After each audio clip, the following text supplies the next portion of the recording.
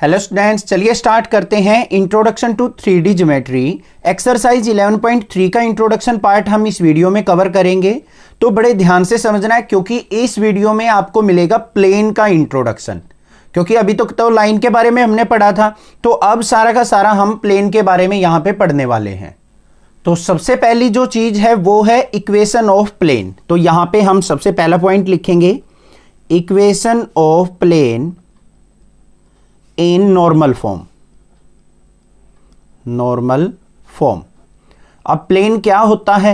अब जैसे ये पेज है हमारा, ये क्या है? एक तरीके का एक प्लेन है, एक्स वाई प्लेन है ये हमारी वाई एक्सिस हो गई, ये हॉरिजॉन्टली क्या हो गई? हमारी एक्स एक्सिस। ऐसे ही तो होता है प्लेन। देखो ऐसे, ये मान लिया क्या है? एक्स एक्सिस, ये हमारी क्या हो गई? Y axis. तो ये एक्स वाई प्लेन हो गया। अगर मैं जेड एक्सिस भी यूज कर दूं तो क्या हो गया? यहां पे तीन प्लेन बन गए हमारे, एक्स जेड, जेड वाई और वाई एक्स। तीन प्लेन फॉर्म हो रहे हैं हमारे। प्लेन का मतलब होता है कोई भी दो एक्सिस अगर किसी पोजीशन को डिफाइन करती हैं, टू डायमेंशनली अगर कोई चीज है तो उसको हम प्लेन की कैटेगरी में इन्वॉल्व करते हैं। समझ में आ गई बात? क्लियर है? अब उसके बाद ध्यान से सुनो, equation of plane in normal form होती क्या है? आपकी बुक के अंदर आपने देखा होगा, ये एनसीईआरटी की बुक है, इसके अंदर ये एक फिगर दे रखा है। ये एक्स एक्सिस हो गई हमारी, ये वाई एक्सिस, ये जेड एक्सिस। इसके अंदर ये प्लेन बना रखा है, ये रहा। ठीक है, अब इस प्लेन के ऊपर क्या दे रखा है? यहां पे ध्यान से देखो, consider a plane whose perpendicular distance from origin is D. एक प्लेन है जिसका ओरिजिन से डिस्टेंस क्या है? डी। फिर क्या कह रखा है यहां पे? N cap is the unit normal vector along O N. जो ये ओ एन है, इसके अलोंग एन कैप क्या है? एक यूनिट वेक्टर है जो कि डायरेक्शन को शो करता है। उसके बाद क्या कर रखा है? डी क्या होता है हमारा? डिस्टेंस, ओ से लेके एन तक का डिस्टेंस। ये एन जो पॉइंट है ना, वो इस प्लेन के ऊपर है। जो ये हमारा प्लेन बना हुआ है, इसके ऊपर एन है और डी इसका डिस्टेंस है, आर इसका पोजीशन वेक्टर है पी पॉइंट का। पी कोई भी पॉइंट है हमारे इस प्लेन के ऊपर। ठीक है, ये 3D फिगर है, थोड़ा सा ध्यान से समझना पड़ेगा आपको। इसकी इक्वेशन हम किस तरीके से लिखते हैं? इसकी इक्वेशन लिखी जाएगी हमारी R cap, R vector dot N cap is equal to D. ये आपको ध्यान रखनी है, पूरे के पूरी एक्सरसाइज में यूज होने वाली है equation of plane. R dot N cap is equal to D. ठीक है, अब बात आती है इसकी कार्टेशियन फॉर्म की। ये तो वेक्टर फॉर्म हो गई हमारी। अब आपने प्रीवियस एक्सरसाइज में देखा है, दो तरीके की फॉर्म होती है, कार्टेशियन फॉर्म, एक वेक्टर फॉर्म। कार्टेशियन फॉर्म में हम कोऑर्डिनेट्स यूज करते हैं, वेक्टर फॉर्म में हमारी वेक्टर इक्वेशन यूज होती हैं। तो कार्टेशियन फॉर्म में कैसे होगी वो देखते हैं। कार्टेशियन फॉर्म, उसमें हमारा d इज इक्वल टू क्या हो जाएगा? L X plus M Y plus N Z. और यहां पे L X, L M N, ये क्या है बच्चों? हमारे डायरेक्शन कोसाइंस, डायरेक्शन कोसाइंस। और ये एक्स वाई जेड जो है, X Y Z point on plane, point on plane. समझ में आ गई बात? एल एम एन क्या है? डायरेक्शन कोसाइंस है। एक्स वाई जेड क्या है? पॉइंट ऑन प्लेन है। तो हमारी जो इक्वेशन हो जाएगी प्लेन की वो क्या होगी? L X plus M Y plus N Z, Cartesian form में। वेक्टर फॉर्म में कैसे निकलेगी? आर हमारा पोजीशन वेक्टर, एन क्या है? वो हमारा यूनिट वेक्टर है in the direction of plane, और डी क्या हो जाएगा? डिस्टेंस। ये इक्वेशन हो गई हमारी दोनों। क्लियर हो गई? समझ में आ गई बात? ठीक है, उसके बाद बात करते हैं हम इक्वेशन ऑफ प्लेन की। देखो ध्यान से, क्या है इक्वेशंस ऑफ प्लेन? डिफरेंट किस तरीके से होंगी? इफ प्लेन पास थ्रू, ध्यान से देखना क्या कह रहा हूं मैं, पास थ्रू। भाई थोड़ा सा दिमाग लगाना पड़ेगा इस चैप्टर में, इस एक्सरसाइज में, तभी आपको माइंड के अंदर सेट होंगी। थोड़ा सा कंसंट्रेट होके बैठ जाओ, चीजें यहां से 40-50% पकड़ने की कोशिश करो। बाकी क्वेश्चंस करेंगे वहां से सारा क्लियर कर दूंगा। ठीक है, भागो मत वीडियो को क्योंकि सर कुछ समझ में नहीं आ रहा, आएगा समझ में, थोड़ा सा टाइम दो यहां पे। ठीक है, इफ प्लेन पास थ्रू, क्या कहा है? If plane pass through a point A with position vector, with position vector A, vector A, small A से ले लिया हमने। ठीक है, and it is perpendicular to vector N, vector n। तो यहां पे हम इक्वेशन किस तरीके से लिखेंगे, ध्यान से सुनो उसने क्या कहा है बच्चों।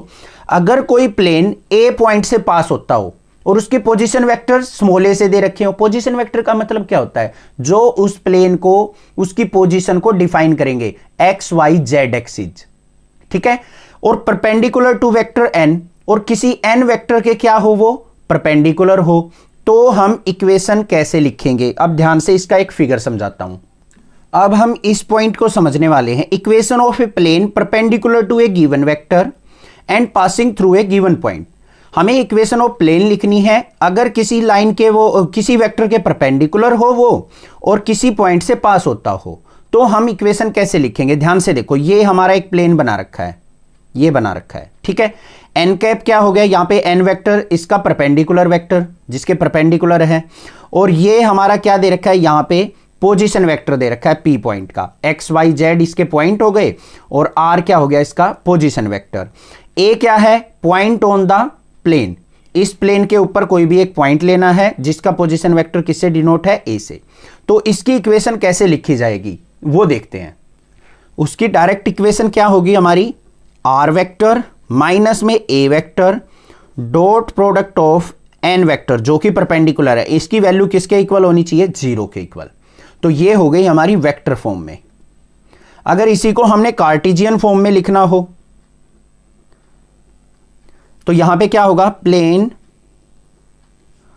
पास थ्रू ए पॉइंट, और पॉइंट क्या है हमारे एक्स वाई जेड, वो x1 y1 z1 मान लेते हैं, ठीक है। एंड डायरेक्शन रेशो अगर हमें गिवन है ए बी सी, तो हमारी इक्वेशन कैसे होगी, इक्वेशन इक्वल टू हो जाएगी a into X minus x1 plus में b into Y minus y1 plus में c into Z minus z1 is equal to 0।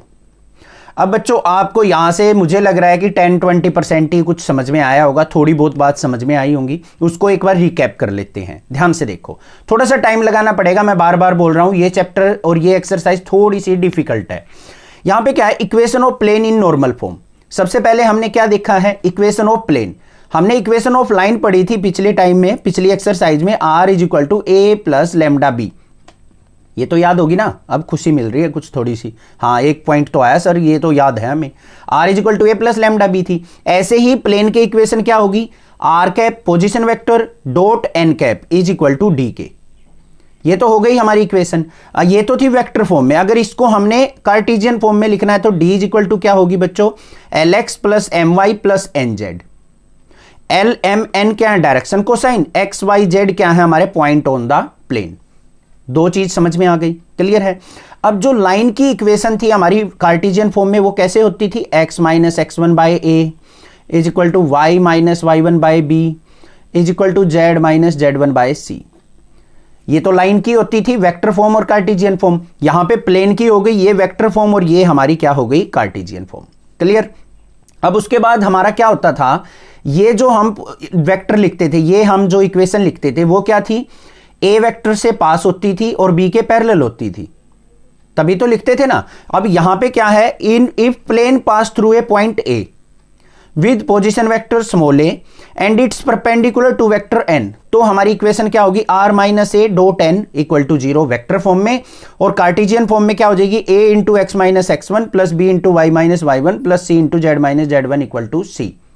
और ए बी सी क्या है, डायरेक्शन रेशो है, x1 y1 z1 क्या है, यहां पे पॉइंट है जिससे प्लेन पास हो रहा है। अब हुआ माइंड के अंदर कुछ सेट। अब इससे आगे देखते हैं।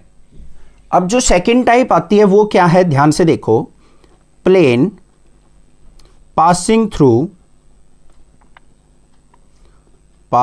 Through intersection of two given plane, intersection of two given plane. अगर दो प्लेन आपस में इंटरसेक्ट कर रहे हो और वहां से कोई अनदर प्लेन पास हो रहा हो तो कैसे लिखेंगे इक्वेशंस, वो देखो। मान लो एक हमारे पास वेक्टर की इक्वेशन है, R N cap is equal to D one. ये है हमारे पास एक इक्वेशन।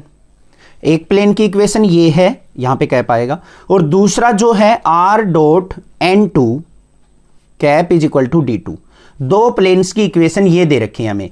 तो यहां पे वेक्टर इक्वेशन क्या हो जाएगी, अगर कोई प्लेन इन दोनों के इंटरसेक्शन से पास होता हो तो उस नए प्लेन की वेक्टर इक्वेशन क्या होगी, r dot n1 cap plus में lambda n2 cap is equal to d1 plus lambda d2। ये इक्वेशन होगी न्यू वाले प्लेन की, जो दो प्लेन्स के इंटरसेक्शन से पास हो रहा होगा। अब इसी को अगर हमें कार्टेशियन फॉर्म में लिखना है, कार्टेशियन फॉर्म क्या होगी वो देख लो, क्या होगी, a1x plus b1y plus c1z minus d1। ये होगी कार्टेशियन इक्वेशन पहले प्लेन की। फिर प्लस में क्या हो जाएगा, lambda times of a2x plus b2y plus c2z minus d2 is equal to 0 के। ये कार्टेशियन इक्वेशन हो जाएगी हमारी किसकी, plane passing through these two planes intersection. Clear, ठीक है, इक्वेशन समझ में आई थोड़ी सी। अब उसके बाद बात आती है बच्चों कोप्लेनरिटी की। क्या है, ध्यान से देखो, next topic, coplanarity of two planes या फिर टू लाइंस। टू लाइंस अगर कोप्लेनर्स हैं तो उनकी इक्वेशन क्या होगी। सबसे पहले देखो बच्चों, वेक्टर इक्वेशन क्या होती है हमारी लाइन की, vector equation r is equal to a1 plus lambda b1, एक इक्वेशन ये है। एक दूसरी लाइन जो है वो क्या है, a2 प्लस म्यू b2। अगर ये दो लाइन एक ही प्लेन में लाई कर रही हैं, एक ही प्लेन से मतलब क्या है, मान लो ये प्लेन हो गया, एक लाइन ये हो गई, एक लाइन ये हो गई। इस लाइन की इक्वेशन है a1 प्लस लैम्डा b1, दूसरी वाली लाइन की है a2 प्लस म्यू b2। तो हमारे यहां पे कोप्लेनरिटी कैसे चेक की जाएगी, कोप्लेनरिटी मतलब कि ये दोनों लाइन एक ही प्लेन में लाई कर रही हैं, तो उसके लिए आपको क्या करना पड़ेगा, अगर a2 माइनस a1 इसकी dot product b1 cross b2 equal to 0 होगी, तो हम कह सकते हैं कि ये दोनों लाइन एक ही प्लेन में लाई कर रही हैं। आई बात समझ में, ठीक है। अगर यही चीज कार्टेशियन फॉर्म में हो, कार्टेशियन फॉर्म में अगर हमें दो लाइन की इक्वेशन दे रखी हो, कैसे होती है equation of line, x minus x1 by a equal to y minus y1 by b is equal to z minus z1 by c, ऐसे इक्वेशन होती है हमारी लाइन की, ऐसे ही दूसरी लाइन की होगी। तो वहां पे हमें क्या चेक करना है, x2 minus x1, y2 minus y1, z2 minus z1, a1 b1 c1 और a2 b2 c2। इसको डिटर्मिनेंट को सोल्व करके अगर 0 आ जाए तो हम कह सकते हैं कि ये लाइन और दूसरी लाइन एक प्लेन में लाई कर रही है। समझ में आई बात, क्लियर है, कोई दिक्कत नहीं है। ध्यान से सुनो दोबारा, अगर मान लो दो लाइन दे दी बच्चों आपको, लाइन की इक्वेशन ये होती है r is equal to a1 plus lambda b1 a2 plus mu b2। अगर पूछ ले कि बताओ ये दोनों लाइन एक ही प्लेन में है, अगर ये वेक्टर फॉर्म में हमें दे रखा है तो ऐसे चेक करेंगे, अगर a2 minus a1 dot b1 cross b2 0 आ जाए तो हम कह सकते हैं ये दोनों लाइन एक ही प्लेन में है। अगर दो लाइंस की इक्वेशन कार्टेशियन फॉर्म में दे रखी हो, ऐसे x minus x1 by a, y minus y1 by b equal to z minus z1 by c, एक लाइन होगी। दूसरी की क्या मिलेगी, x minus x2 by a, y minus y2 by b, z minus z2 by c। इसमें a1 b1 c1 आ जाएगा, दूसरी line में a2 b2 c2 आ जाएगी। तो यहां से हमें x2 minus x1, y2 minus y1, z2 minus z1 निकालना है। a1 b1 c1, a2 b2 c2, इस डिटर्मिनेंट को सोल्व करके अगर 0 आ जाए तो हम कह सकते हैं ये दोनों इक्वेशन एक ही प्लेन में लाई कर रही है। माइंड में हुई कुछ बात सेट, ठीक है, कोई दिक्कत नहीं है। नेक्स्ट पॉइंट देखते हैं। अब एक्सरसाइज 11.2 में हमने क्या देखा था, एंगल बिटवीन टू लाइंस। अब यहां पे देखेंगे angle between two planes, angle between two planes. अब ये चीज देखनी है हमें, ठीक है। एंगल बिटवीन टू प्लेन कैसे निकालेंगे, तो कैसा होगा, सिंपल सा, प्लेन की इक्वेशन क्या होती है हमारी, r dot n1 cap is equal to d1, r dot n2 cap is equal to d2। दो प्लेन की इक्वेशन हो गई। अब एंगल कैसे निकलेगा, बिल्कुल सिंपल है, cos theta is equal to क्या होता है, magnitude of n1 dot n2, ये दोनों वेक्टर्स हैं, इनकी dot product divided by n1 का मैग्नीट्यूड n2 का मैग्नीट्यूड, ये हो जाएगा हमारे पास angle between two planes. Clear, कोई दिक्कत की बात नहीं है। यहां पे भी कैप भी मिल सकता है आपको, यूनिट वेक्टर भी मिल सकता है और वैसे वेक्टर भी मिल सकता है वेक्टर ही दोनों, घबराने की जरूरत नहीं है। तो इस तरीके से हम दो प्लेन्स के बीच में एंगल फाइंड आउट इजीली कर लेंगे। क्लियर हो गया। अब बात आती है, अगर हमें यहां पे प्लेन की इक्वेशन कार्टेशियन फॉर्म में दे रखी हो तो एंगल कैसे निकलेगा। देखो ध्यान से, if plane equation are in Cartesian form, अगर कार्टेशियन फॉर्म में हमारे पास प्लेन की इक्वेशन हो तो हम क्या करेंगे। देखो कार्टेशियन इक्वेशन कैसे होंगी हमारे पास बच्चों, ये होंगी ऐसे, a1x plus b1y plus c1z plus d1 equal to 0, ये होती है कार्टेशियन फॉर्म। ऐसे ही दूसरी प्लेन की इक्वेशन होगी a2x plus b2y plus c2z plus d2 is equal to 0। तो हमारे पास cos theta is equal to किसके हो जाएगा, मैग्नीट्यूड ऑफ a1 a2, यहां से ले लोगे ना a1 a2 की मल्टीप्लाई, प्लस में b1 b2 प्लस में c1 c2 divide by under root a1 square plus b1 square plus c1 square, under root a2 square plus b2 square plus c2 square, इसका magnitude. ये होगा हमारे पास angle, अगर दो planes Cartesian form में हमें दे रखे हो तो। समझ में आ गई बात, क्लियर है। अब बात आती है, अगर दो प्लेन एक दूसरे के परपेंडिकुलर हों तो कंडीशन क्या होगी। यहां पे देखो, इफ प्लेन्स आर परपेंडिकुलर, अगर दो प्लेन्स क्या हो आपस में, परपेंडिकुलर हो, तो क्या होगा हमारे पास, सिंपल सी बात है, n1 dot n2 is equal to क्या होगा, 0 के। n1 और n2 की डॉट प्रोडक्ट किसके इक्वल आनी चाहिए, 0 के। तब हम कह सकते हैं दो प्लेन्स क्या आपस में परपेंडिकुलर है। अगर हमारे पास बच्चों कार्टेशियन फॉर्म दे रखी हो और हमें परपेंडिकुलर चेक करना हो तो सिंपल क्या होगा, a1 a2 plus b1 b2 plus c1 c2 equal to 0 होना चाहिए। a1 a2 b1 b2 c1 c2 इनकी प्रोडक्ट का सम 0 होगा, तब भी हम कह सकते हैं प्लेन्स परपेंडिकुलर है। ये तो वेक्टर फॉर्म में चेक करेंगे, ऐसे अगर कार्टेशियन में इक्वेशन दे रखी हो तो ऐसे चेक करेंगे। अब बात आती है पैरेलल कैसे चेक करें। पैरेलल चेक करने के लिए बिल्कुल सिंपल है, a1 by a2 is equal to b1 by b2 is equal to c1 by c2 हो और n1 dot n2 equal to 1 हो, तो हम कह सकते हैं पैरेलल प्लेन्स हैं। समझ में आ गई बात, क्लियर है, कोई दिक्कत की बात नहीं है, यहां पे भी कोई भी प्रॉब्लम नहीं होनी चाहिए। अब एक ही पॉइंट बच गया बस, distance of point from plane. किसी भी पॉइंट का अगर डिस्टेंस निकालना हो तो वो कैसे निकलेगा। नेक्स्ट क्या है, distance of point from plane, अगर ये निकालना हो तो कैसे निकलेगा। अगर मान लो देखो ये प्लेन है और यहां पे मैं एयर में कोई पॉइंट ले लेता हूं, तो इस प्लेन से इस पॉइंट तक का, पेन की नीडल से लेके इस प्लेन तक का डिस्टेंस कैसे निकले, ये डिस्टेंस, तो वो कैसे निकलेगा। सिंपल सा फॉर्मूला होता है, D distance is equal to magnitude of D minus A dot N cap, इसका मैग्नीट्यूड। अब d क्या होता है, प्लेन की इक्वेशन पता है ना आपको, d इज इक्वल टू किसके होती है हमारी, आर डॉट एन, ये d हो गया, और a डॉट एन किसके इक्वल हो जाएगा, उसको d में से सब्ट्रैक्ट कर देंगे तो डिस्टेंस आ जाएगा किसी पॉइंट का, कहां से, प्लेन से। इस तरीके से फाइंड आउट करेंगे डिस्टेंस। और कार्टेशियन फॉर्म में अगर गिवन हो,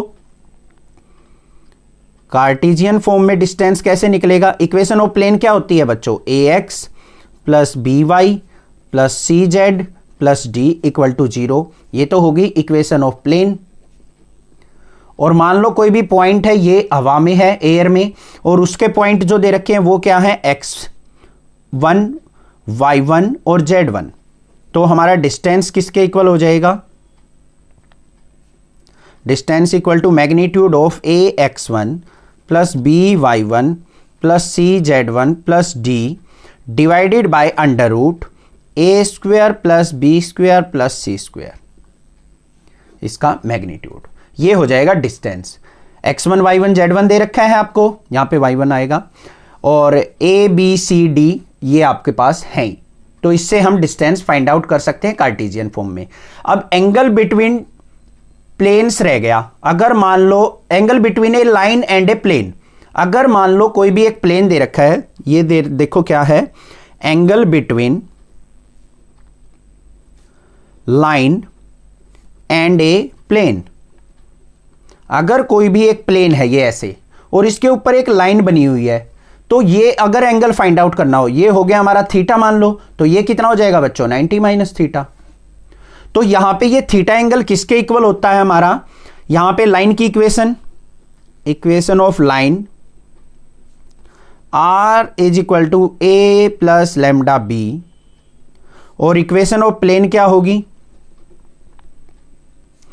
r dot n is equal to D के। यहां पे कैप भी आ जाता है, कहीं घबराओ सर आप कहीं वेक्टर साइन लगा रहे हो, कहीं कैप लगा रहे हो। कैप का मतलब यूनिट वेक्टर होता है, एन का मतलब ऐसे लिखा है, तो मतलब ये भी वेक्टर फॉर्म है, वो यूनिट वेक्टर ये वेक्टर। तो यहां पे इनके बीच में अगर एंगल निकालना है हमें, तो किसके इक्वल होता है ये, साइन फाई या sine theta is equal to magnitude of B dot N divided by magnitude of B magnitude of N, इसका मैग्नीट्यूड। इस तरीके से हम एंगल निकालते हैं किसके बीच में, लाइन और प्लेन के बीच में। समझ में आ गई बात, क्लियर है, कोई भी दिक्कत नहीं होगी।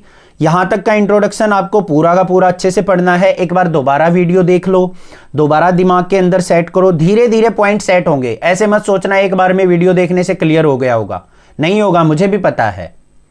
3 बार 4 बार काम करना पड़ता है इस चैप्टर के ऊपर, इस एक्सरसाइज के ऊपर, जब जाके 3D समझ में आती है।